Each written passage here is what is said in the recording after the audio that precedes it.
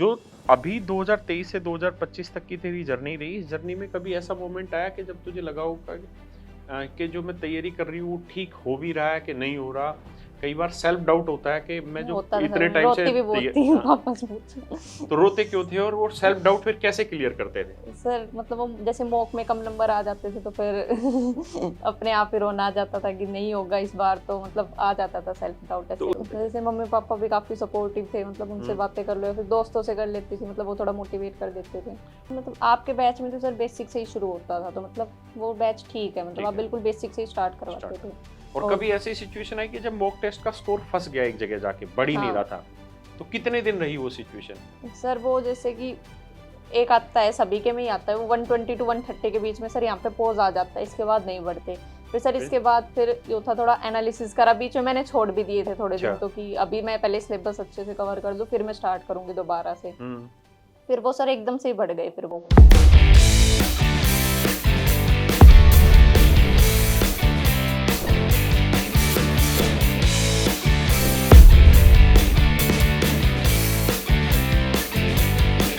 मेरे प्यारे बच्चों, आप सभी को नमस्कार। आज मैं आपसे मुलाकात कराने जा रहा हूँ एक बच्ची जिसका नाम है कोपल यादव, और इसकी CHSL में रैंक 10 है। और डिपार्टमेंट क्या मिला है मेरे बच्चे?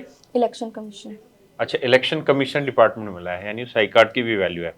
तो आज इससे बात करेंगे कोपल से। और सबसे अच्छी चीज़ क्या है कि ये लगभग हमारे डिस्ट्रिक्ट की बच्ची है जहाँ मैंने अपनी पढ़ाई पूरी की। तो अपने डिस्ट्रिक्ट के बच्चे से बात करते हैं और जानते हैं इसकी पूरी जर्नी कि कैसे तैयारी की, कैसे स्कूलिंग की, और फिर कैसे कैसे जो कंपटीशन का फेज है उसमें इसने कैसे बेहतर किया। तो कोपल, एक बार पहले बता बच्चे अपने बारे में पूरा, कहाँ के रहने वाले हो, क्या चीज़ है, और कहाँ से बेसिक पढ़ाई की 11th-12th क्लास तक? सर बेसिक 12th तक तो सर गांव का ही स्कूल था, वहां से करी। स्ट्रीम क्या थी, कॉमर्स थी, स्ट्रीम आर्ट? Non medical. अच्छा, नॉन मेडिकल। उसके बाद? सर उसके बाद कॉलेज मिरांडा हाउस से करा, BSc अच्छा ऑनर्स मैथमेटिक्स। अच्छा, मैथ में ब्रिलियंट। फिर? सर फिर इसकी तैयारी स्टार्ट कर दी तो SSC की। BSc ऑनर्स कब कंप्लीट हुआ बच्चे? 2023 में। और 2023 में SSC की तैयारी करनी स्टार्ट यस की सर। थी।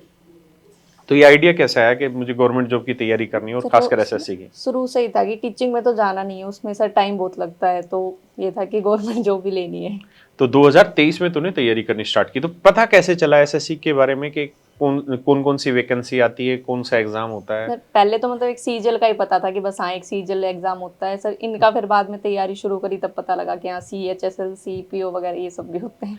और फिर पढ़ना कैसे स्टार्ट किया, बेसिक जानकारी कैसे इकट्ठी की चीजों के बारे में कि किससे पढ़ना है, क्यों पढ़ना है, सर क्या वो मेरी किताबें एक हैं? सिस्टर है, मेरे चाचा की बेटी, आपका उनसे पता लगा मेरे को कि अच्छा राकेश सर से मैथ्स का बैच उसने भी लिया था। अच्छा, उसका हुआ कि नहीं हुआ? सर वो GST इंस्पेक्टर है अभी। अच्छा, वो GST इंस्पेक्टर है। अच्छा, तो उसने तुझे रेफरेंस दिया। तो मैथ में कैसा रहा बच्चे, ऑनलाइन पढ़ा था तूने, रिकॉर्डेड या online live batch? Recorded. Recorded batch लिया था।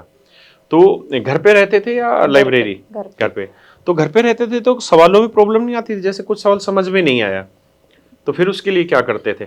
जैसे लाइब्रेरी में तो मान लो साथ के कुछ बच्चे होते हैं तो वहां उनसे डिस्कस हो जाता है, घर पे बैठ के तो वो प्रॉब्लम रहती होगी।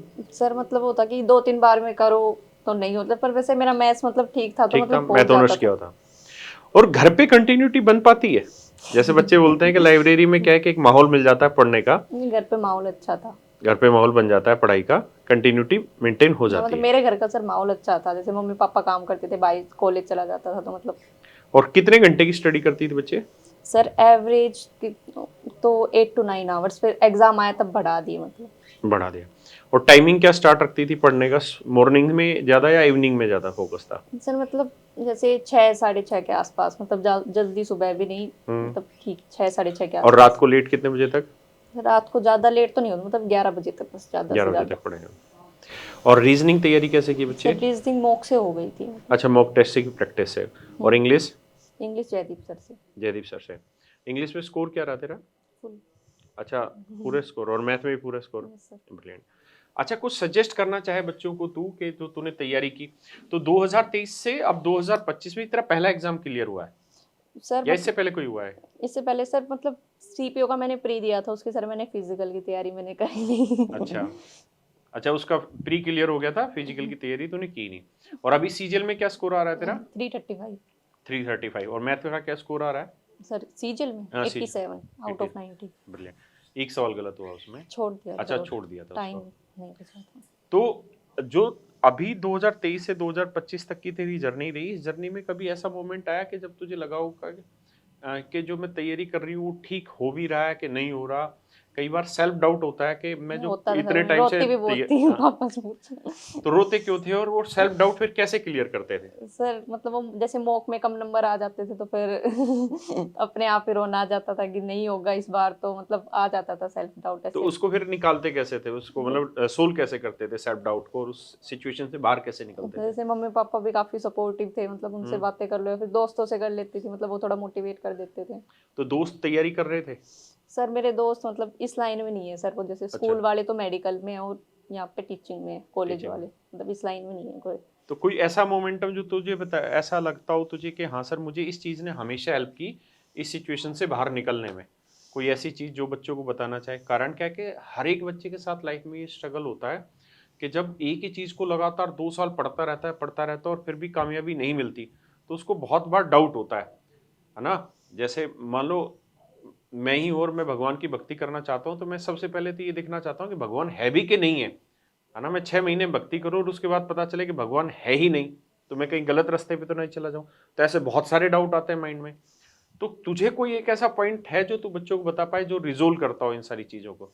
मतलब सर सबसे पहले तो सर इसमें मतलब इंटरेस्ट होना चाहिए, मतलब कि हुँ, ऐसे ही नहीं कि बस चलो कर लेते हैं कि लो बैच ले लिया और चलो शुरू कर दिया, मतलब होना चाहिए कि हाँ यही करना है, कि हाँ, करना यही है, तो फिर मतलब होता जाएगा अपने आप, मतलब होता है। थोड़ा मॉक में कम भी आ रहे हैं तो फिर अगले दिन से दोबारा शुरू करो मतलब। और मैथ के बारे में अगर तू कुछ कहना चाहे कि नया बच्चा जो तैयारी कर रहा है पहली बार, तो कैसे तैयारी करनी चाहिए? कौन-कौन सी ऐसी चीज़ें हैं जो तुझे लगता है कि उसको ये चीज़ें पहले से तैयार करनी चाहिए कहीं पे भी कोचिंग लेने से पहले, कि इतना बेसिक उसको अपना पहले से तैयार करना सर चाहिए? मतलब आपके बैच में तो सर बेसिक से ही शुरू होता था, तो मतलब वो बैच ठीक है, मतलब आप ठीक है, बिल्कुल बेसिक से ही स्टार्ट स्टार्ट करवाते थे। करना। तो जीएस को लेके कुछ एक्सपीरियंस शेयर करना चाहे कि ये मेरी गलती रही है या ये मेरी अच्छी चीज़ें रही जीएस की तैयारी करते वक़्त? सर जीएस में मतलब सबसे ज़्यादा ज़रूरी जो सब्जेक्ट्स है सर वो तो है हिस्ट्री और पॉलिटी, मतलब हुँ, अगर ये अच्छे से पढ़ लिए तो इनके क्वेश्चन ऐसे है कि बन जाएंगे। बाकी सब्जेक्ट्स में थोड़ा ये रहता है कि कर भी लो और फिर बने भी नहीं, मतलब जैसे थोड़ा साइंस जैसे पोर्शन में? साइंस जैसे पर सर साइंस जैसे मेरा नॉन मेडिकल था तो मैंने सर वो डायरेक्ट नोट्स से करा था, अच्छा, मतलब उसके नोट्स वगैरह मैंने बनाए नहीं, जो मैम की जो पीडीएफ थी उन्हीं वहीं से वही, डायरेक्ट पढ़ा था। और बायो मतलब मैंने पहले तो स्किप करी थी, फिर लास्ट तक आते आते टाइम मिला तो इतना कर दिया कि जो जितना बेसिक जितना सबको आता हो। सबको आता है। अच्छा, और जब एग्ज़ाम हुआ तेरा सीजीएल वाला या ये सीएचएसएल में जिसमें तेरी रैंक 10 आई, तो इससे पहले लगभग तूने कितने मॉक टेस्ट दिए होंगे? सर प्री के तो 150 के अराउंड थे। 150 मॉक टेस्ट दिए। और और कभी ऐसी सिचुएशन आई कि जब मॉक टेस्ट का स्कोर फँस गया एक जगह जाके, बढ़ ही नहीं हाँ रहा था, तो कितने दिन रही वो सिचुएशन? सर वो जैसे कि एक आता है सभी के में ही आता है वो 120 टू 130 के बीच में सर, यहाँ पे पॉज आ जाता है, इसके बाद नहीं बढ़ते। फिर सर फिर? इसके बाद फिर ये था थोड़ा एनालिसिस करा, बीच में मैंने छोड़ भी दिए थे थोड़े अच्छा, दिन, तो कि अभी मैं पहले सिलेबस अच्छे से कवर कर लूँ फिर मैं स्टार्ट करूंगी दोबारा से। हुँ। फिर वो सर एकदम से ही बढ़ गए फिर वो। तो एनालिसिस में क्या पाया तूने कि कहाँ क्या हो रहा है जो स्कोर उस सेगमेंट में फँस रहा है? सर एनालिसिस में सर एक तो जैसे मैथ्स में तो स्पीड का वो था कि स्पीड बढ़ाओ अपनी, और हुँ, जैसे कोई कॉन्सेप्ट वीक है जिसके क्वेश्चन बार बार गलत हो रहे हैं मतलब उनको अच्छे से पढ़ लो। और सर जैसे जो मॉक के क्वेश्चन है वो मैं लिख लेती थी नोटबुक में, फिर उनको भी बार बार उनको पढ़ो। रिवाइज किया। चलो, तो मेरे प्यारे बच्चों ये थी कोपल यादव। कोपल मतलब क्या हुआ जी? फिर वो होती है ना वो कली जैसे अच्छा, फिर कली जो पहले फ्लावर्स फ्लावर्स वगैरह। रहते को। तो ये कोपल यादव थी और इसका रैंक 10 था। और आपने एक चीज़ तो इससे भी सुनी होगी, समझी होगी कि एक वक्त ऐसा आता है जब हर एक बच्चा एक एक स्टेज पे आके फंस जाता है कि 120 से 130 से के बीच में उसका स्कोर रह जाता है। लेकिन ये भी आप हमेशा देखेंगे कि जब बच्चा सिलेक्शन लेना स्टार्ट करता है ना, शुरुआत का 1 डेढ़ साल का पीरियड तो ऐसा होता है जिसका उसमें किसी भी एग्जाम में सिलेक्शन नहीं होता, एटलीस्ट फाइनल तक नहीं पहुंचता। और 1.5 साल के बाद की स्टेज एक ऐसी आती है जिसके बाद उसका लगभग हर एग्जाम में सिलेक्शन हो रहा होता है। क्यों? क्योंकि आज के समय में जितना टफ कंपटीशन है उसके अकॉर्डिंग तैयारी आज के टाइम पे थोड़ा ज़्यादा वक्त लेती है। तैयारी को उस एक्सट्रीम लेवल तक ले जाने में थोड़ा वक्त लगता है। तो थैंक यू मेरे बच्चे, आप आए। थैंक यू सर, आप भी आए, धन्यवाद आपका। थैंक यू मेरे बच्चे।